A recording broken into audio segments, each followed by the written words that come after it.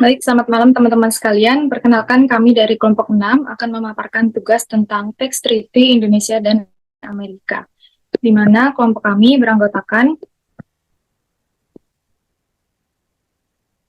Keisha Wulandari, Muhammad Zarkasi Siregar, Raja Ansani, Renanda Adeputra, dan saya sendiri, Shirley Ardini, selaku moderator pada diskusi kali ini. Baik, langsung saja masuk ke materi yang pertama, akan langsung disampaikan oleh Saudara Zarkasi. Kepada Zarkasi, dipersilakan. Baik, terima kasih kepada moderator atas kesempatannya. Di sini saya akan menjelaskan terlebih dahulu mengenai pendahuluan. Uh, Era revolusi industri itu mengubah pola bisnis perdagangan yang awalnya ada bersifat manual dan juga tradisional, bergerak ke era digitalisasi yang sekarang ini menjadi salah satu topik sorotan di Indonesia. Nah, dari perpindahan ke digitalisasi, di sini pemerintah mulai melirik dan mendukung semua pihak, khususnya perusahaan dan juga startup ataupun UMKM yang mulai bergerak di bidang teknologi dalam perdagangan. Nah, seperti yang kita tahu bahwa salah satu perkembangan teknologi perdagangan yang saat ini kita kenal itu bernama e-commerce. Nah, dari e-commerce ini timbul sebuah permasalahan yang kemudian menjadi salah satu kesiapan dari pemerintah dalam hal regulasi untuk memungut pajak para pelaku e-commerce yang berasal dari pelaku e-commerce Indonesia yang berada di luar negeri tetapi menggunakan Indonesia sebagai pasarnya. Nah, menurut Asosiasi Pengusaha Indonesia atau APindo, mayoritas transaksi e-commerce itu tidak membayar pajak walaupun nilai dari seluruh total transaksi yang telah terjadi itu mencapai 100 triliun rupiah. Nah, kancah internasional sendiri juga telah mengakui bahwasanya permasalahan pajak penghasilan lintas negara ini merupakan permasalahan yang harus segera dilakukan penyelesaiannya. Nah, berdasarkan permasalahan dan latar belakang tersebut, uh, ada dua pertanyaan yang menjadi fokus utama dalam masalah teks treaty yang akan kita bahas pada presentasi kali ini. Yang pertama adalah bagaimana secara yuridis atau hukum hak negara dalam mengenakan pajak terhadap penjual e-commerce yang menggunakan Indonesia sebagai target pasar. Kemudian yang kedua, bagaimana implikasi tax treaty itu digunakan oleh Indonesia dan juga Amerika terhadap status warga negara masing-masing. Mungkin cukup sekian yang dapat saya sampaikan, saya kembalikan kepada moderator. Baik, terima kasih kepada Saudara Zarkasi. Selanjutnya akan dijelaskan oleh Saudara Raja Ansani. Kepada Raja dipersilakan. Baik, terima kasih. Di sini ada gambaran umum tax treaty. Perjanjian perpajakan antara dua negara yang disebut juga sebagai tax treaty bertujuan untuk mengurangi pemajakan ganda dan penghindaran pajak. Tax treaty ini digunakan oleh penduduk dua negara untuk menentukan aspek perpajakan dari transaksi di antara mereka. Setiap tax treaty memiliki prinsip dasar yang sama dan disusun berdasarkan model perjanjian yang diakui secara internasional. Sebuah tax treaty terdiri dari beberapa pasal yang mencakup berbagai aspek transaksi dan pihak tertentu.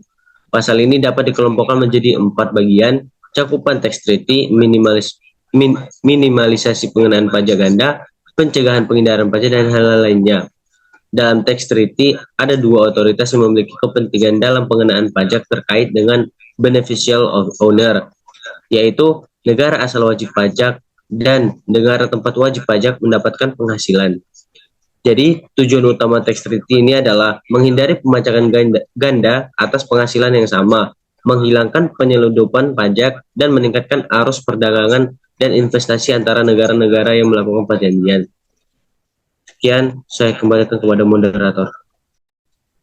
Terima kasih, Saudara Raja.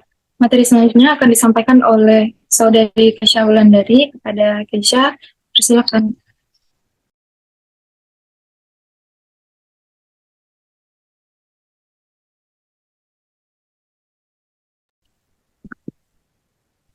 Baik, terima kasih kepada moderator. Selanjutnya saya akan menjelaskan tentang dui kewarganegaraan, di mana dui kewarganegaraan adalah konsep di mana seseorang adalah merupakan warga negara dari dua negara pada saat yang sama. Dan di Indonesia, status kewarganegaraan ganda masih diberlakukan pada perkawinan campur, yang di mana konsep hukum mengenai warga dan kewarganegaraan adalah tentang subjek hukum dalam kegiatan organisasi untuk mencapai tujuan bersama. Terdapat dua cara untuk mendapatkan kewarganegaraan, yaitu berdasarkan tempat kelahiran atau keturunan.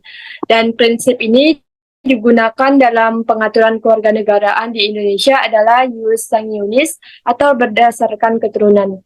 Perbedaan kewarganegaraan dapat terjadi antara suami istri dalam perkawinan campur serta anak-anak hasil perkawinan campur, yang dimana ada peraturan atau undang-undang yang mengatur ini semua, yaitu berada di Undang-Undang Nomor 12 Tahun 2006 tentang kewarganegaraan, memperlihatkan penerapan dua asas penentuan status kewarganegaraan, di mana anak dapat memilih kewarganegaraannya setelah berusia 18 tahun atau menikah. Terima kasih. Kemudian saya kembalikan ke moderator.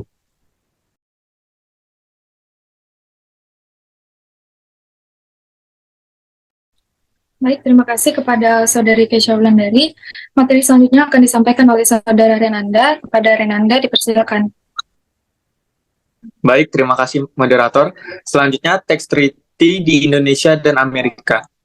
Indonesia telah melakukan perjanjian dengan Amerika Serikat guna mencegah adanya pajak berganda. Untuk mengidentifikasi treaty yang digunakan oleh Indonesia dan Amerika Serikat berasaskan source jurisdiction, terdapat salah satunya pasal 7 ayat 1 yang menyatakan bahwa dividen yang dibayarkan oleh penduduk suatu negara pihak pada perjanjian dianggap sebagai penghasilan yang bersumber di negara tersebut. Artinya, sumber pajak dari wajib pajak merupakan hasil transaksi yang bersumber di negara tersebut. Sederhananya, apabila terdapat warga negara Indonesia yang menetap di Amerika Serikat namun melakukan transaksi jual beli dan menjadikan Indonesia sebagai ladang usaha, artinya sumber pendapatnya berasal dari Indonesia, sehingga Indonesia berhak untuk mendapatkan pajak atas transaksi tersebut. Begitupun sebaliknya dengan Amerika Serikat. Sekian, terima kasih. Saya kembalikan kepada moderator.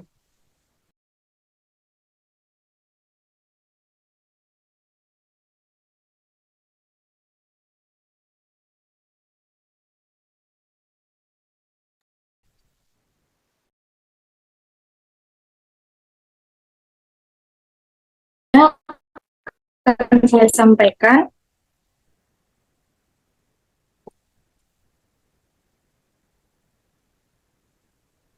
Jika berdasarkan ketentuan di mana dalam ayat 1, orang pribadi menjadi penduduk di kedua negara pihak pada perjanjian, maka ia akan dianggap sebagai penduduk negara pihak. Pada perjanjian di mana ia mempunyai tempat tinggal tetap, apabila ia mempunyai tempat tinggal tetap di kedua negara pihak pada perjanjian atau sama sekali tidak mempunyai tempat tinggal tetap di salah satu negara tersebut, ia akan dianggap sebagai penduduk negara pihak pada perjanjian di mana ia mempunyai hubungan-hubungan pribadi dan ekonomi yang lebih erat. Yang selanjutnya, jika negara pihak pada perjanjian yang menjadi pusat perhatiannya tidak dapat ditentukan, ia akan dianggap sebagai penduduk negara pihak pada perjanjian di mana ia mempunyai tempat yang biasa ia gunakan untuk berdiam. Selanjutnya, jika ia mempunyai tempat kebiasaan berdiam di kedua negara pihak pada perjanjian atau sama sekali tidak mempunyai di salah satu negara tersebut, ia akan dianggap sebagai penduduk negara pihak pada perjanjian di mana ia menjadi warga negara. Yang terakhir, jika ia menjadi warga negara dari kedua negara pihak pada perjanjian atau sama sekali tidak menjadi warga negara salah satu negara tersebut, maka pejabat-pejabat yang berwenang dari negara pihak pada perjanjian akan menyelesaikan masalahnya berdasarkan persetujuan bersama. Baik, mungkin itu saja yang dapat kelompok kami sampaikan. Semoga selamat malam.